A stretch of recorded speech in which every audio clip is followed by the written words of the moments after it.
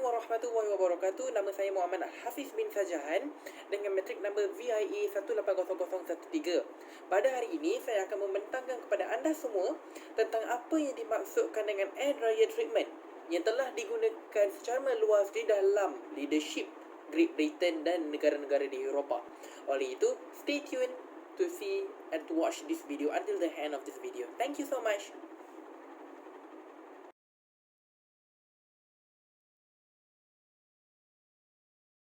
Pertama sekali kita kena tahu apa yang didefinisikan sebagai air dryer treatment. Air dryer treatment didefinisikan sebagai merupakan satu amalan menjerit kepada seseorang secara terbuka untuk meluahkan rasa tidak senang pada sesuatu yang telah dilakukan.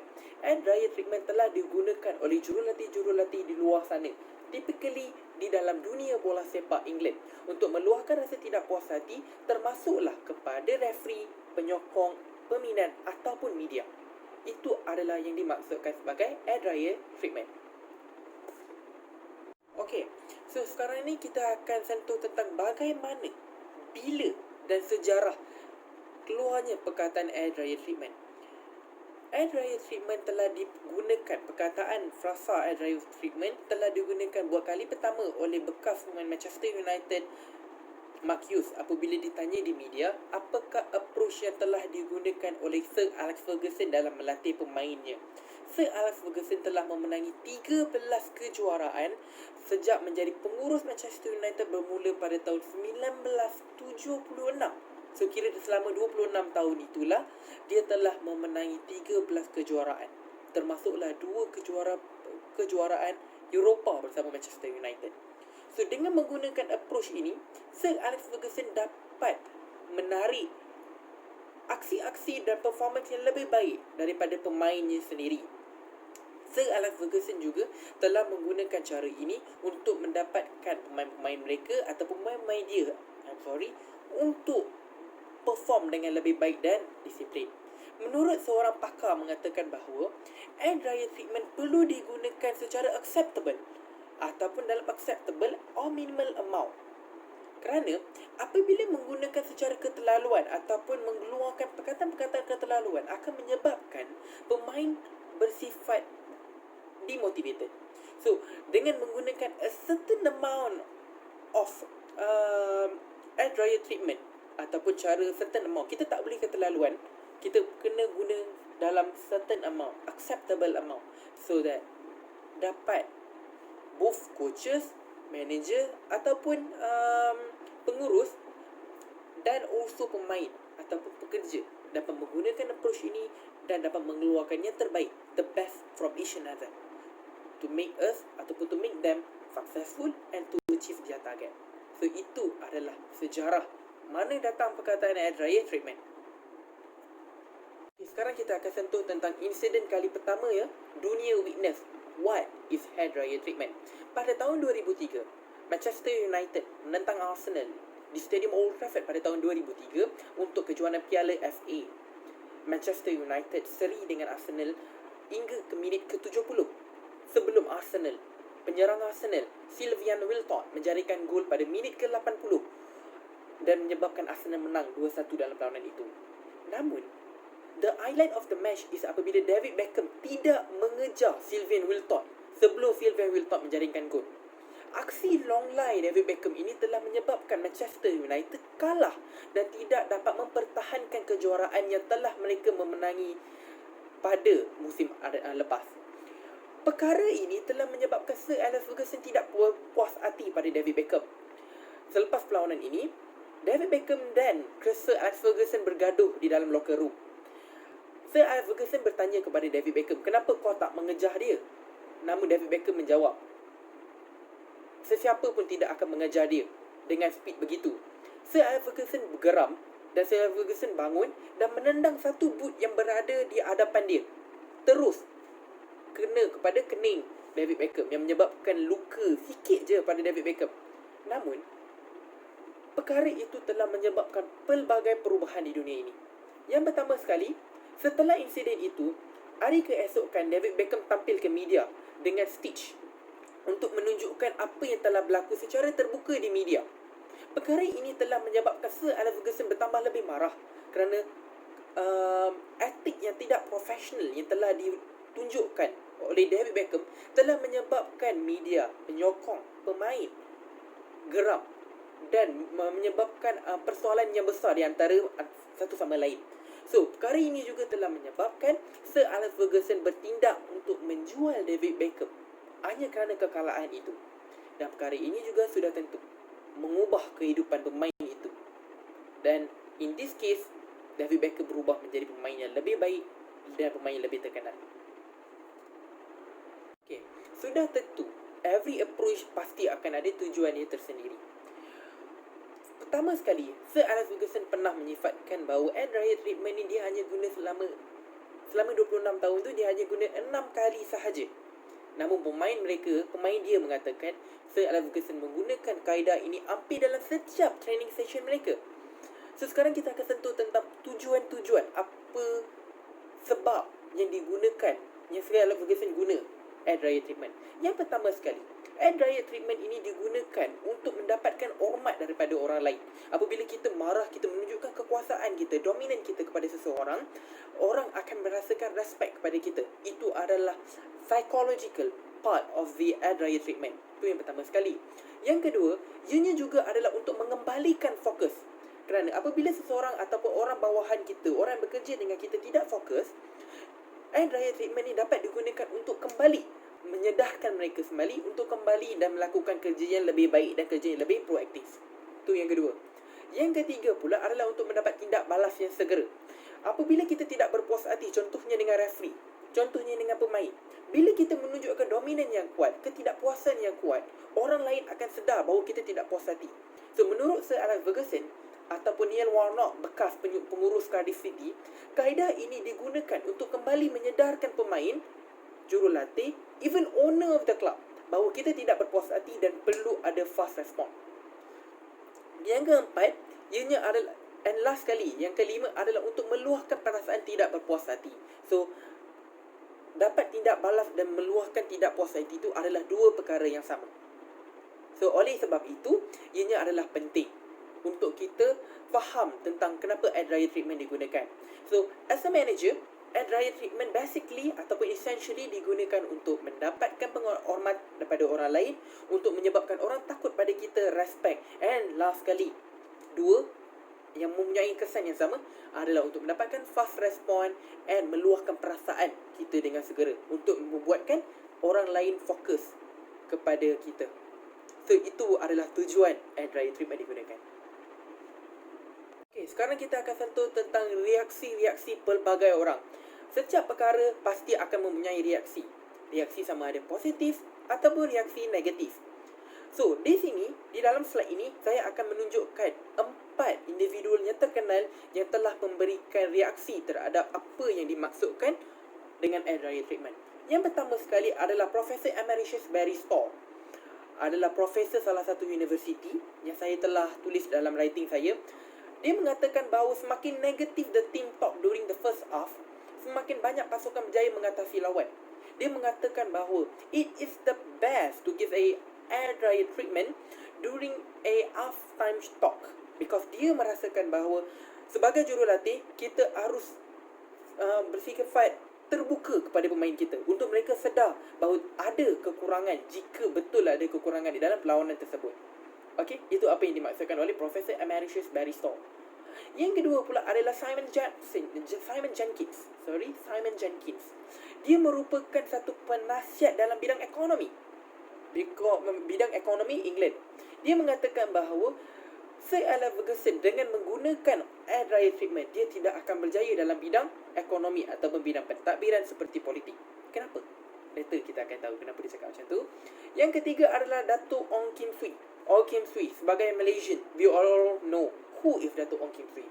Dia mengatakan bahawa sifat ataupun approach ini menyebabkan ramai jurulatih-jurulatih yang berasal daripada luar negara gagal di Malaysia. So, itu adalah pendapat Datuk Ong Kim Swee. Jurulatih luar negara gagal di Malaysia kerana air dryer treatment. Kerana mungkin perbezaan daripada segi budaya. Kita akan tahu more selepas ni. Yang keempat adalah Rio Ferdinand. Rio Ferdinand, pertahanan England dan pertahanan Manchester United yang menyarung jersey nombor 5, mengatakan bahawa pada mulanya dia pun tak suka pengurusnya menggunakan air dryer treatment kepadanya. Pada mulanya dia pun tak suka. Namun dia sedar bahawa sebagai pemain kita tidak suka benda tu just because kita ego. Perasaan ego itulah yang menyebabkan kita tidak suka pada air dryer treatment. Pemain tidak suka pada air dryer treatment. Rio Ferdinand pernah mengakui bahawa dia dan beberapa pemain tidak suka, termasuklah bekas pemain Manchester United Cristiano Ronaldo, mengatakan bahawa benda ni agak menyakitkan hati, namun perkara ini dapat menyubah kehidupan dan gaya etik pemain and sekaligus insert the winning mentality dekat dalam kepala otak kita untuk menjadikan lebih baik kita sebagai pemain yang lebih baik. Okay, itu adalah tentang reaksi. Okay. So now in this slide kita akan sentuh tentang apa yang telah dikatakan oleh ujahan oleh Simon Jenkins and also Ong Kim Sui. Ujahan Simon Jenkins mengatakan bahawa perbezaan daripada working culture dalam sukan dengan bidang-bidang lain seperti bidang politik, bisnes, menyebabkan orang-orang yang bekerja di dalam industri bisnes dan politik tidak selesa jika ketua mereka memarahi mereka dengan menggunakan perkataan-perkataan atau pemakian yang keterlaluan. Dia mengatakan juga perbezaan daripada cultural ataupun working cultural ini, yang mana working cultural di dalam bidang sukan lebih bersifat kuat, bersifat matang dan bersifat strong mentality yang menyebabkan mereka mampu bertahan apabila menerima makian-makian yang kuat seperti ini. Dia juga mengatakan bahawa jika Sir Alex Ferguson berada di dalam pentadbiran, kaedah ini mungkin tidak sesuai dengan dia dan dia perlu berubah untuk berjaya di dalam bidang ini. Itu apa yang dikatakan oleh Simon Jenkins. So secara conclusionnya, Sir Alex Ferguson mungkin akan gagal menurut Simon di dalam bidang pentadbiran kerana working cultural. Perbezaan working cultural di dalam bidang politik, di dalam bidang pentadbiran, orang-orang yang bekerja di dalam bidang-bidang itu mungkin bersifat lebih tenang dan mentaliti yang rendah. Manakala orang yang suka, dia dah biasa dengan high impact, high intensity mentality demand. And selain itu, another one is Dato' Ong Kim Sui. Dato' Ong Kim Sui mengatakan bahawa perkara ini telah menyebabkan ramai orang-orang jurulatih daripada luar negara gagal di Malaysia. Kerana orang Melayu kita, orang player kita sendiri, pemain kita sendiri, kita typically kita tengah cakap tentang player kita sendiri, orang Melayu kita, player kita, orang Malaysia sendiri, mungkin tidak sesuai ataupun tidak biasa dengan, mungkin secara tradisinya kita tidak selesa apabila orang marah kita. Tradisi kita adalah hormat menghormati. Tradisi kita adalah bercakap dengan baik dan sopan santun. So, bila dekat orang lain datang, jurulatih lain datang yang dah biasa dengan etik maki amun ataupun bising-bising, kita tidak sesuai, kita tidak selesa. So, itu apa yang dikatakan oleh Dato' Ong Kim Sui. Perbezaan daripada segi working culture mungkin, tapi perbezaan daripada segi traditional, etika, sopan santun, nilai, yang mana kita sebagai orang Malaysia tidak menerapkan nilai maki amun. So itu apa yang dikatakan oleh Dato' Ong Kim Sui. Okay. So sekarang ni kita akan pergi slide tentang contoh-contoh lain air dryer treatment. Contoh-contoh lain tentang apa yang dikatakan oleh air dryer treatment. Selain Sir Alex Ferguson, terdapat seorang lagi pengurus di England, iaitu Neil Warnock. Neil Warnock semua orang tahu berapa banyak kelab yang telah dia manage di Liga Perdana Inggeris.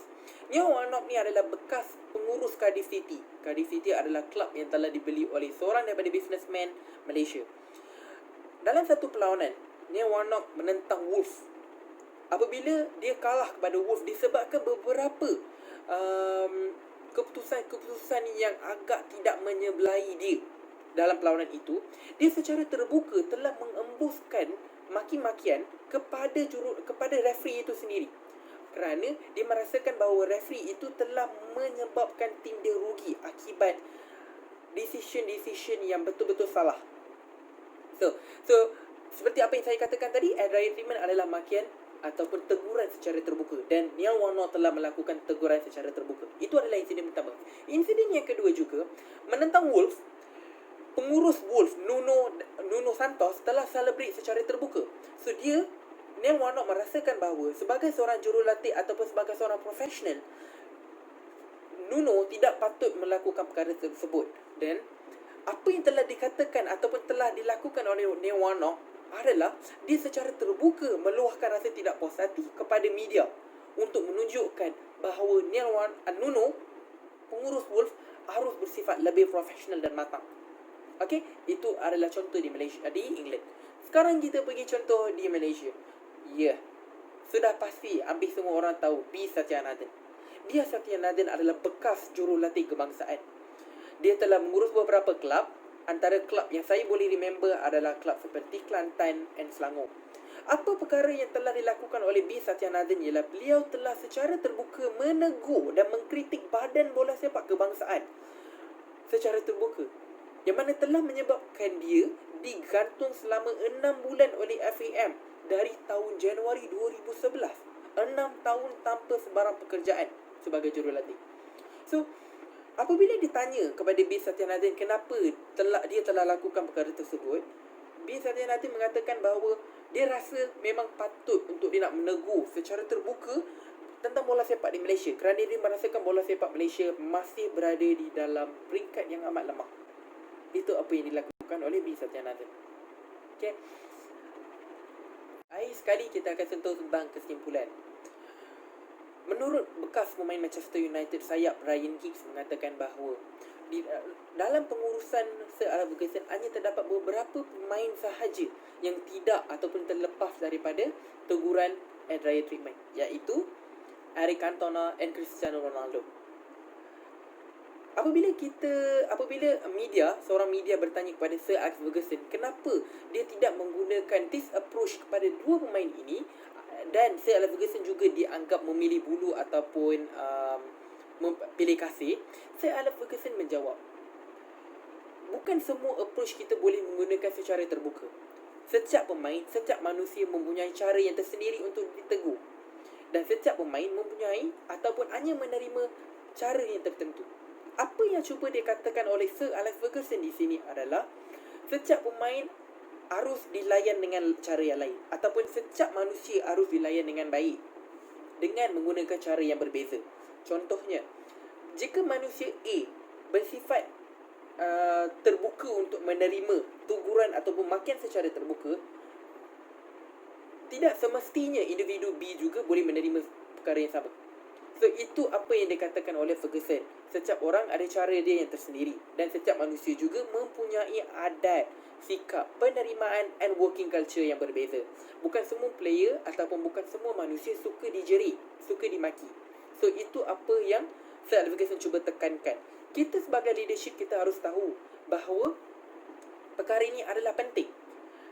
Setiap pemain, setiap cara memerlukan approach yang berbeza. Setiap manusia, setiap umur juga memerlukan approach yang berbeza. So, secara conclusionnya, kita sebagai ketua haruslah mengawal emosi kita dan bijak menentukan cara dan kaedah yang terbaik dalam mendapatkan aksi dan mendapatkan performance yang terbaik daripada pemain kita. Tidak ada cara yang terbaik ataupun tak ada cara yang betul-betul spesifik untuk kita nak handle a specific problem. Different problem have a specific punya cara. So, sebagai seorang ketua, kita harus berikan yang terbaik kepada pemain kita supaya pemain kita dapat menghormati kita dan dapat berikan yang terbaik kepada kita. Untuk mendapatkan positif ataupun nilai positif dari pemain kita, kita juga harus bersifat lebih terbuka. Itu saja daripada saya. Nama saya Muhammad Al-Hafiz. Saya berterima kasih kepada anda semua kerana telah menonton. Minta maaf jika ada apa-apa sebarang kekurangan. Itu saja daripada saya. Wabillahi taufiq wal hidayah. Assalamualaikum warahmatullahi wabarakatuh. Bye.